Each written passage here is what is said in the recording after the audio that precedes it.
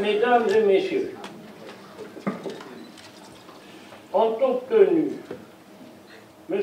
Philippe Madrelle 50 voix, M. Damécourt 13.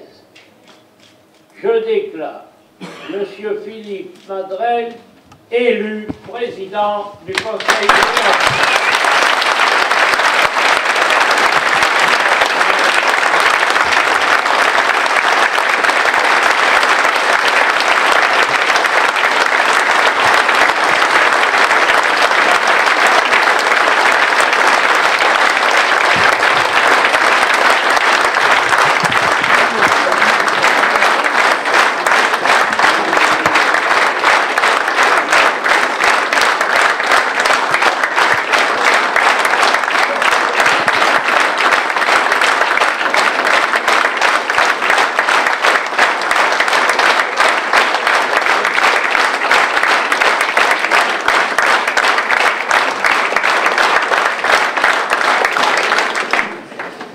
Voici donc porté à la présidence du Conseil général de la Gironde pour la 11e fois.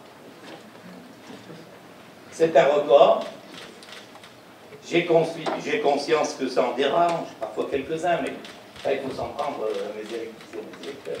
Permettez-moi, chers amis, vous qui siégez à gauche de cette Assemblée, de vous remercier du fond du cœur pour cette nouvelle marque de confiance. Vous avez été tous là. Et si j'éprouve une grande fierté, je mesure aussi le poids, le sens de l'honneur que vous me faites et que me fait à travers vous une large majorité des Girondins. Je voudrais également saluer tous les élus, quels qu'ils soient, de saluer M. Damécourt, qui était mon challenger, et puis de saluer chacune et chacun des membres, naturellement, de l'opposition. Nous sommes ici dans une assemblée, une fois que les débats politiques sont terminés, naturellement, pour travailler le mieux possible. Nous pouvons être fiers des résultats obtenus par notre majorité de gauche. Mais notre victoire nous impose d'assumer d'importantes responsabilités, tant le climat qui a entouré la consultation électorale et que subissent nos concitoyens au quotidien reste insupportable. Quoique largement majoritaire en voix, nous avons été 6 candidats victimes de l'abstention à devoir affronter le Front National au 2e tour.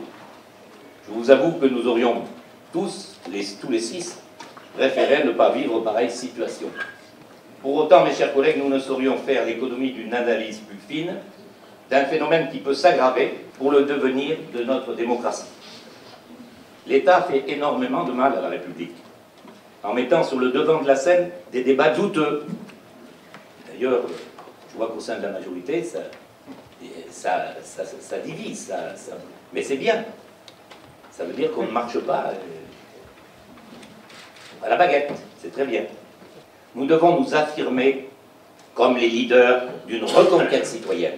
Et j'ai la conviction qu'il s'agit bien d'un des grands chantiers du mandat qui s'ouvre, qui nous attend tout de suite sans tarder. Quand je parle de résister, il ne s'agit pas de s'arc-bouter sur le passé, mais de travailler à une authentique évolution de nos institutions, de faire des propositions.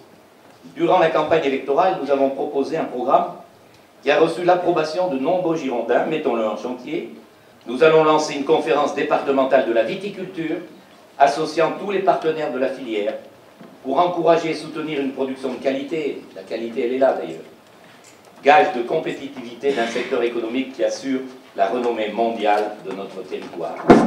Il est de notre devoir d'aider et d'accompagner les viticulteurs en difficulté et leurs familles, qui malgré les difficultés se battent pour maintenir le haut niveau de savoir-faire qui leur est reconnu. Préoccupation majeure de nos concitoyens, la protection de l'environnement et la lutte contre les dérèglements climatiques sont largement intégrés au cœur de nos actions, et en particulier grâce à notre politique de développement durable. On ne sait pas assez tout ce que nous faisons pour l'environnement, contrairement à ce que prétendent de nombreux donneurs de leçons.